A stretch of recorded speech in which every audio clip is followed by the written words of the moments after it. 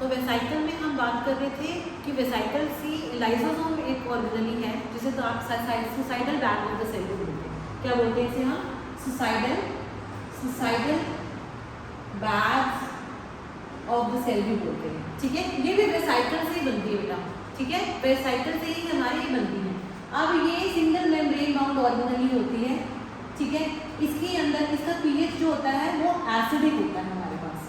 ठीक है, मतलब लेस देन 7 होगा, पीएच इज लेस देन 7 और एसिडिक होते हैं। इसके अंदर हाइड्रोलिटिक या उनको हम डाइजेस्टिव एंजाइम्स भी बोलते हैं।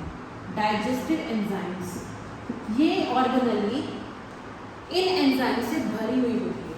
ठीक है, मान लो तुम्हारा कोई भी सेल है, उसके अंदर मान लो वो सेल इंजर्ड हो गया किसी तरीके से, उस सेल को इंजरी आ गई, या वो कैंसरस सेल बन गया है, या वो वायरस से इन्फेक्टेड हो गया है, that is a viral infected cell, या इंजर हो गया, या वो ओल्ड हो गया है, दैट सेल किसी भी तरह का डैमेज है उस सेल में, तुम्हारी बॉडी को वो सेल नहीं चाहिए, तो बॉडी कैसे उस सेल को उससे छुटकारा डाल पाएगी? तो क्या होता है, लाइसोसोम्स जो तुम्हारे सेल के अंदर होते हैं वो बस्ट हो जाते हैं, वो फट जाते हैं। बस्ट होने के बाद वो क्या करते हैं, उनको एक सिग्नल मिलता है एक्चुअली, तो वो बस्ट हो जाते हैं, जिसकी वजह से ये सारे के सारे डाइजेस्टिव एंजाइम्स होते हैं ना, वो रिलीज हो जाते हैं सेल के अंदर, सारी ऑर्गेनलीज को वो खा जाते हैं, सेल मर जाता है। ठीक है, तो इसीलिए हम इसको suicidal bag of the cell बोलते हैं, क्योंकि वो अपनी मर्जी से ये काम करता है, उसको एक सिग्नल मिलता है और फिर वो ये काम ये करता है। राइट, ठीक है। लाइसोसोम के बाद अब हम करेंगे बेटा मेम्ब्रेन बाउंड ऑर्गेनलीज की बात करेंगे। याद रखना है मेरे पास मेम्ब्रेन बाउंड ऑर्गेनली 2 हैं। ठीक है, 2 ऑर्गेनलीज हैं मेरे पास मेम्ब्रेन बाउंड ऑर्गेनलीज। ठीक है, उसमें एक है मेरे पास माइटोकॉन्ड्रिया। ठीक है, एंड दूसरी ऑर्गेनली है मेरे पास क्लोरोप्लास्ट। माइटोकॉन्ड्रिया एंड क्लोरोप्लास्ट दोनों ऑर्गेनलीज सेमी ऑटोनोमस होती है। ठीक है, ये एक तरह की प्रोकैरियोटिक सेल की तरह होती है, अपना काम भी सारा खुद पे कर लेती है, सेल पे इतना ज़्यादा डिपेंडेंट नहीं रहता, रादर सेल इनके ऊपर डिपेंडेंट रहता है अपनी नीड के लिए। ठीक है, अब इनमें से माइटोकॉन्ड्रिया जो होगा वो प्लांट में भी होगा, एनिमल सेल में भी होगा, प्लांट और एनिमल दोनों सेल में होगा। क्लोरोप्लास्ट जो होता है वो सिर्फ और सिर्फ यूकैरियोटिक प्लांट सेल में आपको मिलेगा।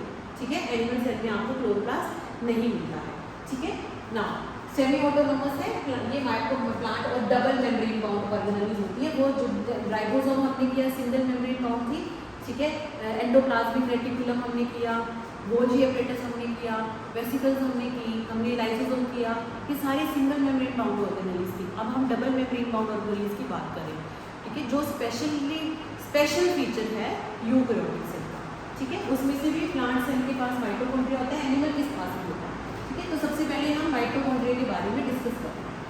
डायग्राम इसका हमारा कुछ इस तरह से,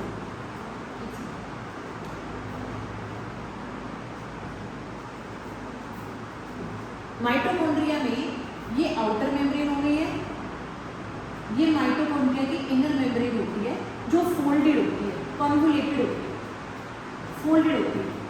ठीक है, inner membrane of mitochondria is folded, convoluted, घूमी हुई। ठीक है, कोई भी चीज घूमी हुई है या फोल्डेड है ना अगर बायोलॉजिकल सिस्टम में, that means that is for to increase the surface area. क्यों है भाई? To increase the surface area. ठीक है, अब आउटर इनर, अब इसके अंदर खुद का डीएनए होगा, इसका ये मैट्रिक्स हो गया, दिस इज इट्स मैट्रिक्स। ठीक है, इसके अंदर खुद का डीएनए है और इसके अंदर खुद का राइबोसोम होगा, खुद का डीएनए है, खुद का राइबोसोम है। ठीक है, जिसकी वजह से ये सेमी ऑटोनोमस ऑर्गेनली है, अपना काम अपने प्रोटीन खुद बना रही है, साथ में और क्या काम कर रही है, साथ में माइटोकॉन्ड्रिया जनरेट करती है ATP, that is adenosine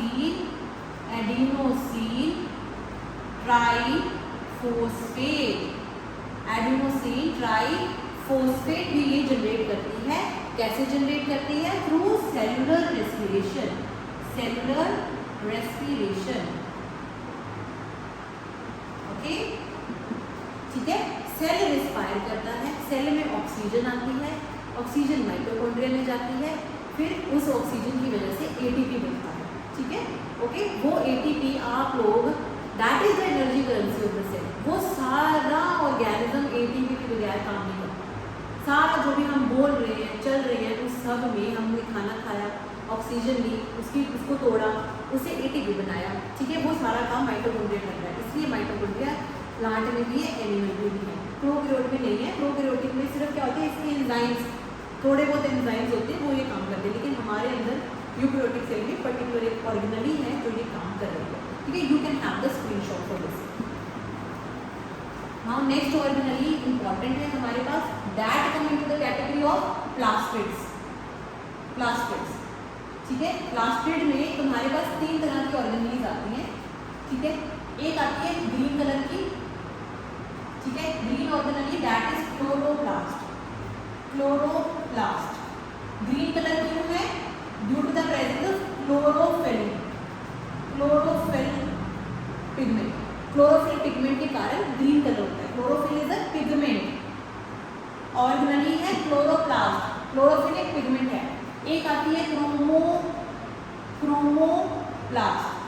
chromoplast colour organelle होती है फूल की पत्तियों को, फ्लावर की पत्तियों को या कोई भी कलर के लिए इसको यूज किया जाता है, क्रोमोप्लास्ट, ठीक है। ये रंग देती है लीव्स को। देन आता है ल्यूकोप्लास्ट। ल्यूकोप्लास्ट फैट वगैरह स्टोर करता है, फैट, लिपिड, ठीक है ना। बीजों में होता है ये बेसिकली, नट्स में होता है ये बेसिकली, ठीक है ना, ओके। फ्रूट में पाया जाएगा तुम्हारे, या नट में पाया जाएगा, बीज में पाया जाएगा, ठीक है। तो हमें मतलब है यहाँ पे क्लोरोप्लास्ट। क्लोरोप्लास्ट भी सेमी ऑटोनॉमस ऑर्गेनली है, पहली बात। ये भी सेमी ऑटोनॉमस ऑर्गेनली है, ठीक है। इसका स्ट्रक्चर किस तरह से है? ये आउटर मेम्ब्रेन होगी, ये इसकी इनर मेम्ब्रेन होगी, आउटर मेम्ब्रेन होगी, इनर मेम्ब्रेन नॉन ऑर्गेनली है, ठीक है। फिर इसके अंदर ऐसे करके स्टैकिंग होती है कुछ चीज़ों की, जिसको ग्रैनुला स्ट्रोमा वगैरह बोलते हैं। इसके अंदर, इन थाइलाकॉइड के अंदर तुम्हारा क्लोरोफिल पिगमेंट मिलता है, ठीक है, इतना। और इसमें खुद का डीएनए भी होता है और खुद के राइबोसोम भी होते हैं। तो 2 ऑर्गेनली हमारे पास आ गई हैं, क्लोरोप्लास्ट और माइटोकॉन्ड्रिया, जिसमें खुद का डीएनए और खुद का राइबोसोम होता है, ओके। तो ये इंपॉर्टेंट क्वेश्चन है हमारे पास। क्या कर रही है ऑर्गेनली का काम है? फोटोसिंथेसिस कर रही है, ठीक है, मतलब सनलाइट यूज करके अपना खाना बना रही है, ग्लूकोज जनरेट कर रही है, फोटोसिंथेसिस कर रही है, ठीक है। इसके बारे में हम अलग से वीडियो में बात करेंगे, ओके। फोटोसिंथेसिस फूड वाले वीडियो में हम बात करेंगे। नाउ नेक्स्ट आ गया हमारे पास एक और organelle, that is your nucleus. That is your nucleus. ये न्यूक्लियस की आउटर मेम्ब्रेन, ये न्यूक्लियर की इनर मेम्ब्रेन। ये न्यूक्लियस में न्यूक्लियर का कोर, न्यूक्लियो, इसको पोर बोलते हैं, न्यूक्लियोपोर, ठीक है। इसके सरफेस पे राइबोसोम कई बार अटैच होते हैं, ओके। राइबोसोम भी अटैच होते हैं, ओके। नाउ इसके अंदर है तुम्हारे पास कंडेंस्ड सा क्रोमैटिन। क्रोमैटिन ही आप लोगों का जेनेटिक मटेरियल है।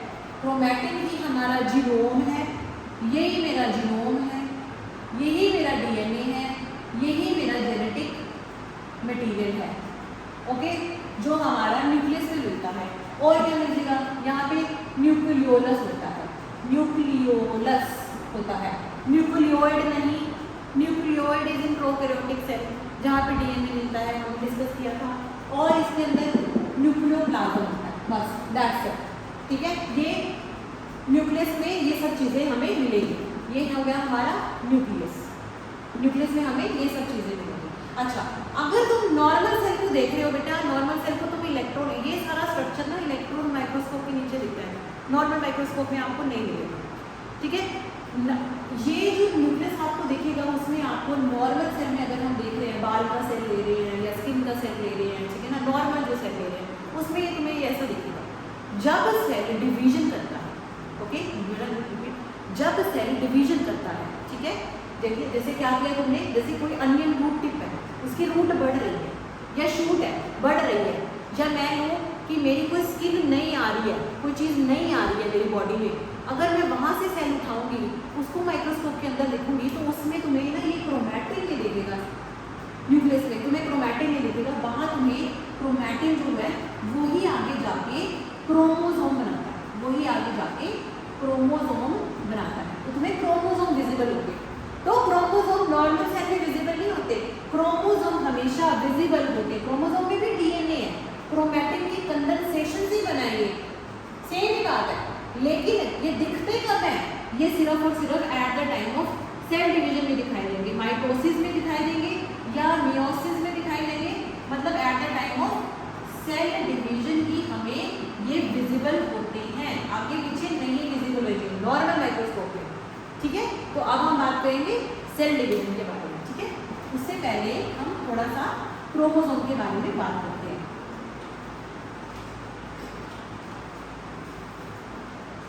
ओके, ह्यूमन बॉडी में we have 46 chromosomes, 46 chromosomes present.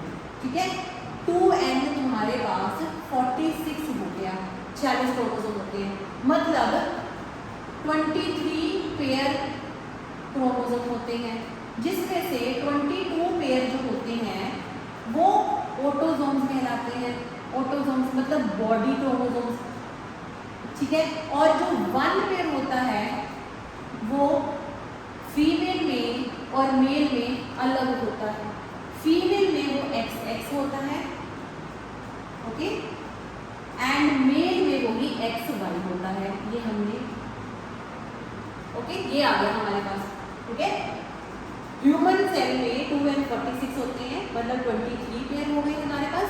23 में से 22 पेयर बॉडी क्रोमोसोम या ऑटो क्रोमोसोम कराते हैं, 1 पेयर को हम सेक्स क्रोमोसोम्स बोलते हैं। सेक्स क्रोमोसोम्स वो अलग अलग होते हैं, मेल फीमेल, राइट। अब हम कंसेप्ट करने जा रहे हैं बेटा cell division, very important. Cell division, cell division cell का डिवाइड होना, ठीक है, एक सेल से अलग नए सेल बनना, बिकॉज हमें पता है सेल्स कैसे आए हैं, cells exist from the pre existing cells. Okay,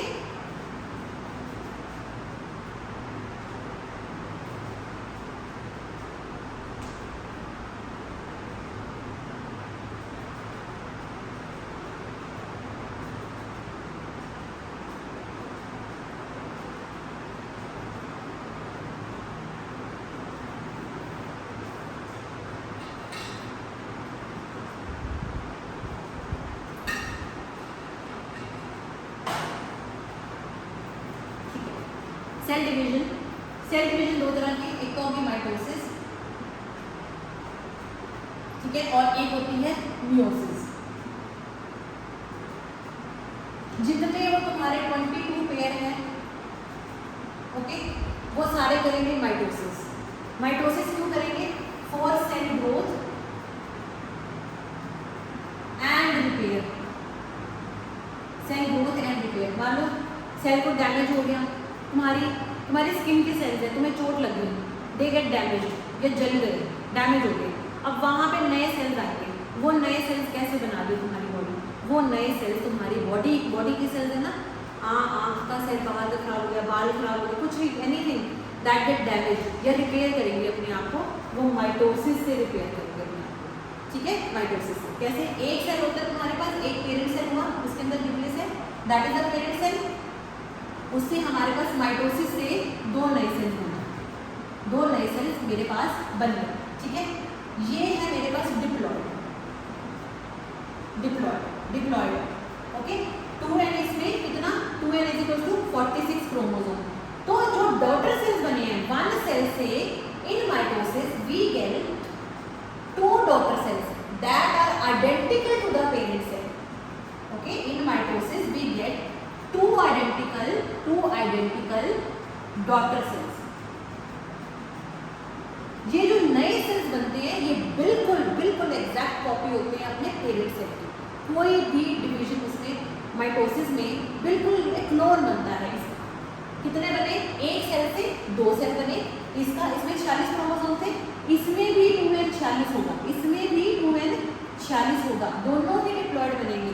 chromosome number will remain constant, chromosome number constant रहेगा, चेंज नहीं होगा, ना बढ़ेगा ना घटेगा, जितना था ओरिजिनल सेल में उतना ही रहेगा। It will remain constant, diploid नहीं चेंज होगी, डिप्लॉयड है डिप्लॉयड ही रहेगा, नहीं चेंज करना। ओके, या अगर स्किन पे स्किन का सेल ही आएगा ना, बाल तो नहीं आ जाएंगे, ठीक है ना। तो माइटोसिस में ये हो रहा है, इसलिए इसको हम बोलते हैं, इसीलिए माइटोसिस को मैं इक्वेटोरियल डिवीजन हम इसको बोलते हैं, क्योंकि ये कोई भेदभाव नहीं कर रहा नए सेल्स बनाने में। ओके, कोई भेदभाव नहीं किया, 2n था 2n लगा। मियोसिस को हम रिडक्शनल डिवीजन बोलते हैं, रिडक्शनल डिवीजन बोलते हैं।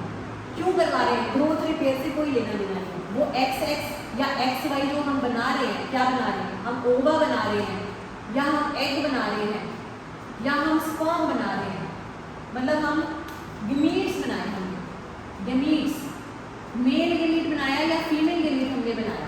Okay, male gamete female gamete बनाया हमने, कहाँ बने? पर्टिकुलर ऑर्गन्स में बनते हैं हमारे पास, टेस्टिस में बनते हैं male gamete sperms, okay, ovaries में बनते हैं फीमेल गमीट, ओके, अलग से और चलता है ये साइकिल, उसमें मियोसिस से बन रहे हैं ये, माइटोसिस नहीं चल रही है, मियोसिस एक वक्त पे होती है। मियोसिस गमीट्स बनाने के लिए, मतलब एक ओरिजिनल पेरेंट सेल है, एक ओरिजिनल पेरेंट सेल था डिप्लॉयड, उसने मियोसिस करी, मियोसिस 1 करी, मियोसिस 1 से 2 सेल आ गए, मियोसिस 1 से 2 सेल आ गए, 2 सेल, ये 2n था, ये दोनों half the number of chromosome इनके पास आ गई। इसके पास 2n 46 था, 23 इसको दे दिए इसने, 23 इसको दे दिए इसने।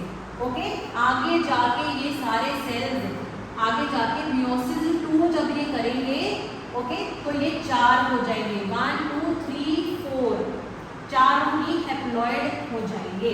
ओके, मियोसिस 1 से 2 हैप्लॉइड बने, मियोसिस 3 से 4 हैप्लॉइड बन जाएंगे, मतलब यहाँ हमें 2 सेल मिले बराबर, सेम टू सेम, कोई दिक्कत नहीं। मियोसिस में number of chromosome will be half, इसलिए reductional division, number of chromosome will be half, जितने पेरेंट में थे, पेरेंट में 40 थे, अगर मान लो पेरेंट में 40 थे तो डॉटर सेल में 20 हो जाएंगे। ओके, अगर पेरेंट में 16 थे तो डॉटर में 8 हो जाएंगे। ओके, इतना याद रखना है तुमने, मियोसिस में आधे हो जाते हैं, ठीक है, because that is reductional division. Mitosis में एग्जैक्ट कॉपी बनती है, मियोसिस में नहीं बनती है। Okay, that's it, hope you like it, thank you बच्चा।